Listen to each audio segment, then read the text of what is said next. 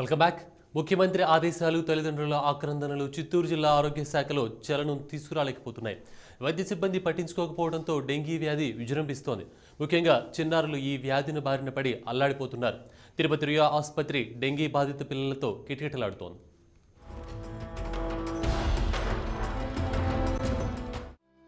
CM సొంత జిల్లా. ఇటీవలే తిరుపతి రూయాలో చిన్నారుల వరుస మరణాలతో వార్తల్లో నిలిచిన జిల్లా. సాక్షాత్తు ముఖ్యమంత్రి పరిస్థితిని సమీక్షించి వైద్య సౌకర్యాలను మెరుగుపరచమని అప్పట్లో ఆదేశాలిచ్చారు. ఆయన చిత్తూరు అధికారుల తీరు మారలేదు, నిర్లక్ష్యం వీడలేదు. దాని ఫలితమే మళ్లీ డెంగీ విజృంభణ. వందల మంది చిన్నారులు విష జ్వరాలతో ఆసుపత్రుల పాలవుతున్నారు.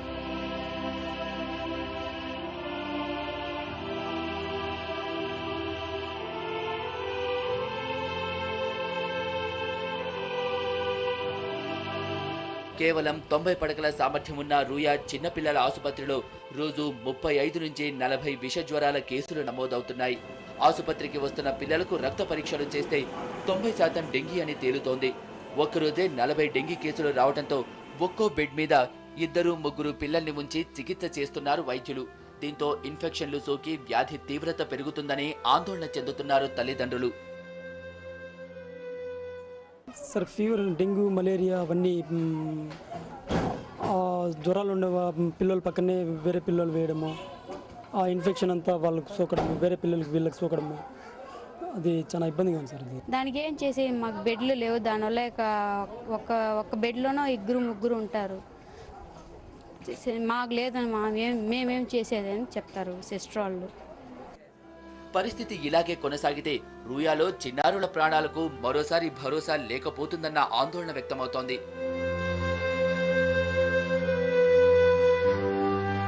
అటు గ్రామాల్లో సైతం పరిస్థితి దారుణంగా ఉంది.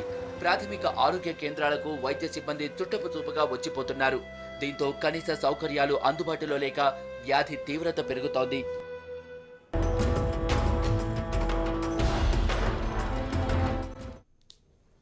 ఇక బంగారం ధర పైకి పరుగులు పెడుతోంది. సామాన్యులకు అందనంత ఎత్తుకు చేరుకుంటోంది.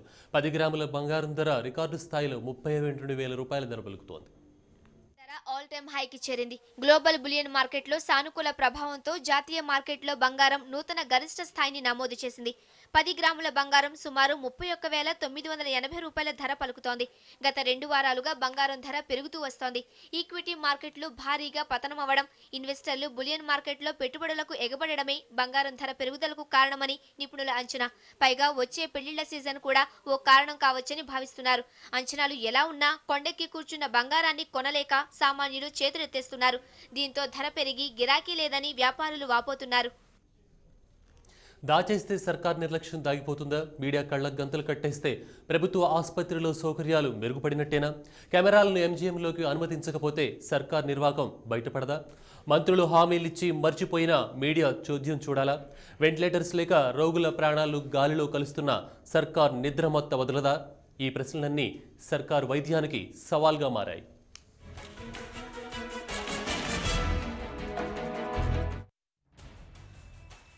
వరంగల్ ఎంజీఎంలో వైద్యం కోసం వచ్చే పేద రోగుల ప్రాణాలు గాల్లో కలుస్తున్నాయి. పసిపిల్లలు పెట్టల్లా రాలిపోతున్నా సర్కార్ చోద్యం చూస్తోంది. వెంటిలేటర్ల కొరత ప్రాణాంతకంగా మారుతున్నా సరఫరాపై ఏమాత్రం శ్రద్ధ లేదు. ప్రభుత్వాసుపత్రుల్లో దయనీయ పరిస్థితిపై టీవీ9 ఇచ్చిన కథనాలకు కొంత కదలిక వచ్చింది. మంత్రులు కొండ్రు మురళి, బస్వరాజు సారయ్య, రామ్రెడ్డి వెంకటరెడ్డి ఎంజీఎంను సందర్శించి వెంటిలేటర్ల కొరత తీరుస్తామని ఇచ్చిన హామీ అమలు కావడం లేదు. మంత్రులు సమస్యలన్నీ తీరుస్తామని చెప్పారు. 30 కోట్లు మంజూరు చేస్తున్నట్టు ప్రకటించారు. ఒక 10 వెంటిలేటర్లు కావాలన్నారు. ఈ 10 రోజుల్లోనే ఇవ్వడం జరుగుతుందని కూడా మీకు తెలియజేస్తున్నా. పిడియాట్రిక్ వెంటిలేటర్లు, అలాగే నియోమెట్రల్ వెంటిలేటర్లు 5 ఇమీడియట్గా ఈ 10 డేస్లో ఇక్కడ సప్లై చేయడం జరుగుతుంది. సిప్యాప్స్ ఒక 15 కావాలన్నారు, అది కూడా ఇవ్వడం జరుగుతుంది. రేడియంట్ వార్మర్స్ ఒక 20 కావాలన్నారు, అది ఇమీడియట్గానే సప్లై చేయడం జరుగుతుంది. కానీ ఇప్పటికీ వెంటిలేటర్ల సమస్య అలాగే ఉంది. ఒకే రోజు 3 మహిళలు చనిపోయారంటే పరిస్థితి ఎంత సీరియస్గా ఉందో అర్థమవుతుంది. అటు సర్కార్ నిర్లక్ష్యం, మరోవైపు జూనియర్ డాక్టర్ల సమ్మె రోగులకు సంకటంగా మారింది. రోగుల బంధువుల్లో ఆగ్రహం పెల్లుబుగుతోంది. ఎంజీఎంను సర్కార్ నిర్లక్ష్యం చేస్తోందని ప్రజా సంఘాలు మండిపడుతున్నాయి. మంత్రుల హామీలు ఏమయ్యాయని నాయకులు ప్రశ్నిస్తున్నారు.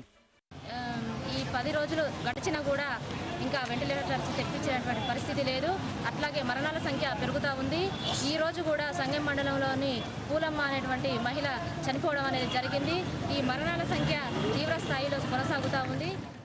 ప్రభుత్వ నిర్వాకాన్ని ఎండగడుతున్న మీడియాపై ఎంజీఎం సూపరింటెండెంట్ ఆంక్షలు విధించారు. మీడియా కెమెరాల్ని వార్డుల్లోకి తీసుకురాకూడదని ఆదేశాలు జారీ చేశారు.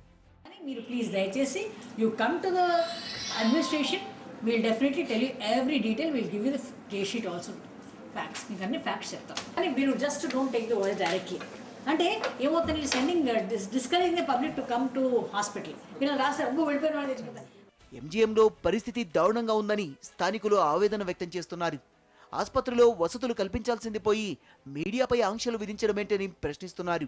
హామీల వరకే పరిమితమైంది ఈ ప్రభుత్వం. ఎట్లున్నదంటే మాటలకే కానీ చేతలుగా కానీ ప్రభుత్వం అని మరోసారి నిరూపించుకునేది. నీచమైన నికృష్టమైన ఆలోచనతోటి ఒక జీవో పాస్ చేసి ఎంజీఎంలో మీడియాకు అనుమతి లేకుండా చేయడం జరిగింది. దీన్ని మేము తీవ్రంగా ఖండిస్తున్నాం. ఎంజీఎం హాస్పిటల్లో రోజు రోజుకు పెరుగుతున్నటువంటి శిశు మరణాలపై TV9 ప్రత్యేక కథనంతో యావత్ ప్రపంచానికి తెలియజేసింది.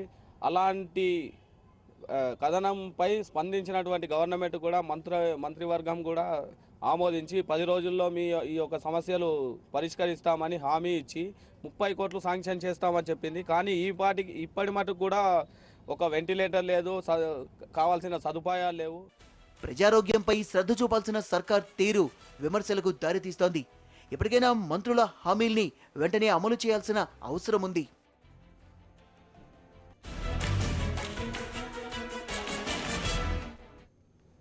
క్రమశిక్షణ రాహిత్యంతో సస్పెండ్ అయిన రంపచోడవరం ఏఎస్పీ నవీన్ కుమార్ పోలీసులకు మరో జలకిచ్చాడు. సస్పెన్షన్ ఆర్డర్స్ ఇవ్వడానికి వచ్చిన పోలీస్ అధికారులను నవీన్ ఆయన బంధువులు ముప్పతిప్పలు పెట్టారు. చివరికి రాజమండ్రి బస్టాండ్లో కాపుగాసిన పోలీసులకు నవీన్ దొరికిపోయారు.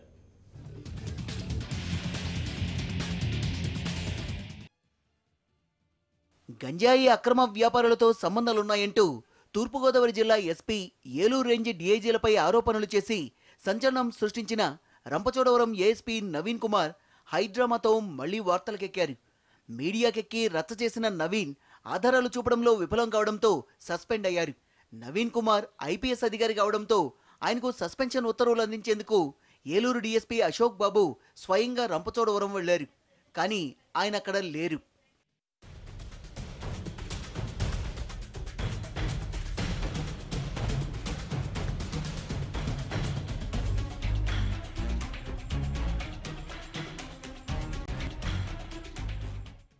ఏఎస్పీ నవీన్ కుమార్ రాజమండ్రి ప్రకాష్ నగర్లోని తన బంధువుల ఇంటికి వెళ్లారనే సమాచారం అందుకున్న పోలీసులు మధ్యాహ్నం 12 గంటలకు అక్కడికి చేరుకున్నారు. ఈ ఇంటి వారు పోలీసుల్ని తప్పుదోవ పట్టించారు. రాజమండ్రి అర్బన్ ఎస్పీ రవికుమార్ పిలవడంతో నవీన్ వెళ్లారని ఇంటివారు చెప్పారు. ఇక ఏం చేయాలో తోచని పోలీసులు అక్కడే కాసేపు తచ్చాడారు.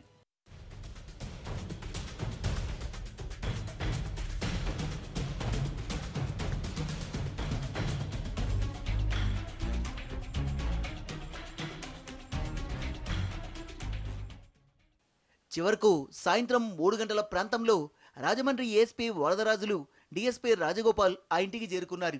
ఇంట్లోకి వెళ్లి ఏఎస్పీ నవీన్ కుమార్ కోసం గాలించడంతో పాటు ఆయన బంధువుల్ని ప్రశ్నించారు. దీంతో ఒక్కసారిగా సీన్ రివర్స్ అయింది. నవీన్ను ఏం చేశారంటూ ఆయన బంధువులు నిలదీయడంతో పోలీసులు అవాక్కయ్యారు. ఎక్కడున్నారో మాకు తెలియాలి, వాళ్ళు ఎందుకు ఇదంతా డ్రామా ఆడుతున్నారో తెలియదు, మా బాబాయ్ ఎక్కడున్నారో మాకు కావాలి.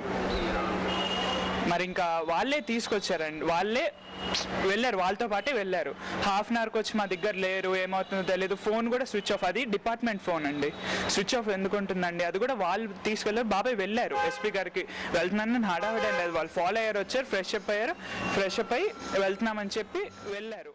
వాస్తవానికి ఏఎస్పీ నవీన్ రంపచోడవరం నుంచి రాజమండ్రి బయలుదేరిన విషయాన్ని అక్కడి సిఐ ఉన్నతాధికారులకు చెప్పారు. ఇంతలోనే నవీన్ మాయమైపోవడం వారిని అయోమయానికి గురి చేసింది. నవీన్ డ్రైవర్ సైతం తనకేమీ తెలియదన్నాడు. వాళ్ళు ఎస్సీ గారు సిఐ గారు వాళ్ళు వచ్చారండి. మాట్లాడారు, సార్తో మాట్లాడారండి. వచ్చి ఆప్ మాట్లాడారండి. నిన్న సార్తో మాట్లాడితే నేను కాల్ దిగిస్తుంది అని మనం ఉండకూడదు కదా అందులో. నవీన్ను కిడ్నాప్ చేశారని ఆయన బంధువులు చేసిన ఆరోపణల్ని రాజమండ్రి పోలీసులు కట్టుకథగా తేల్చారు. సస్పెన్షన్ ఆర్డర్ అందుకోకుండా తప్పించుకోవడానికే ఈ డ్రామా ఆడాడని ఆరోపించారు.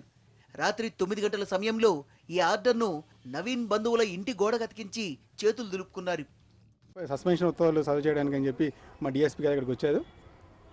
వచ్చి ఆ సర్వ్ చేయడానికి ప్రయత్నించగా ఇంట్లో నుంచి చెప్పారు, రిఫ్రెష్ అయ్యి వస్తారు, కొద్దిగా వెయిట్ చేయండి అని చెప్పి తలుపు వేసారు. సుమారు 2 గంటలు పైగా ఆయన వెయిటింగ్లో ఉంచారు. తర్వాత తలుపు తీసి ఆయన ఇంట్లో లేదని చెప్పి చెప్పడం జరిగింది.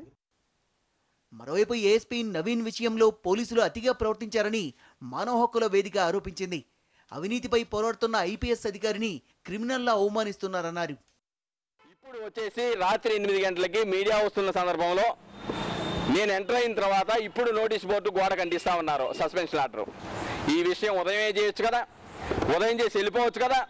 ఎందుకు ఉదయం నుంచి ఇప్పటి వరకు ఇంత భయానకమైన వాతావరణాన్ని ఒక ఐఎస్ఐ తీవ్రవాదిని ఇంటిని ముట్టడించేట్టుగా ఈ యొక్క ప్రయత్నాలు ఎందుకు చేశారు? దీని వెనక కుట్రేంటో తెలియాలి. మొత్తం గంజాయి కుంభకోణం మీద దాన్ని పక్కదావ పట్టించడానికి ఇలాంటి తిక్కర పనులు మొత్తం చేస్తూ ఉన్నారు. గంజాయిలో భాగస్వాములు ఎవరున్నారో వాళ్ళందరి మీద కూడా సిబిఐ ఎంక్వైరీ కండక్ట్ చేయాలి. దోషుల్ని ఉద్యోగాలని తొలగించాలి, క్రిమినల్ కేసులు నమోదు చేయాలని మేము డిమాండ్ చేస్తా ఉన్నాం. ఏఎస్పీ నవీన్ వ్యవహారాన్ని సీరియస్గా తీసుకున్న రాజమండ్రి డీఎస్పీ రాజగోపాల్ కోటిపల్లి బస్టాండ్లో కాపు కాశారు. అక్కడ హైదరాబాద్ వెళ్లేందుకు సిద్ధంగా ఉన్న నవీన్ కుమార్ను పట్టేసుకున్నారు. తనకు జిల్లా ఎస్పీ నుంచి ప్రాణహాని ఉన్నందున హైకోర్టును ఆశ్రయించేందుకు హైదరాబాద్ బయలుదేరానని వివరణ ఇచ్చుకున్నాడు నవీన్. వచ్చిందని వాళ్ళిద్దరు పోలీస్ అని చెప్పేసి సుమాలు తీసుకెళ్ళిపోతున్నారు. అవుట్స్కట్స్కి అట్లా తీసుకెళ్తే నాకు డౌట్ వచ్చింది. అప్పటికి ఎస్పీ గారు క్యాంప్ ఆఫీస్ కాదు, ఇక్కడ గెస్ట్ హౌస్కి తీసుకురావట్లేదు, ఎక్కడికో తీసుకెళ్ళిపోతుంటే నాకు ఇంకా అప్పటికే ఇంకా ఈ మూమెంట్ ట్రాక్ చేసుకుంటూ వస్తున్నారు కాబట్టి అసలు పోలీస్ వాళ్ళ ఎవరో డౌట్ వచ్చింది. ఆపండి అని చెప్పారు.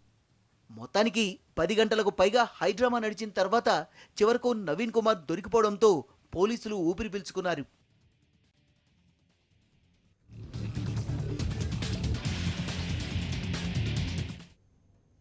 ఇవి ఈ బులెటిన్ విశేషాలు. తిరిగి రాత్రి 8 గంటల 30 నిమిషాలకు మరో బులెటిన్లో మళ్ళీ కలుసుకుందాం. అంతవరకు చూస్తూనే ఉండండి టీవీ 1.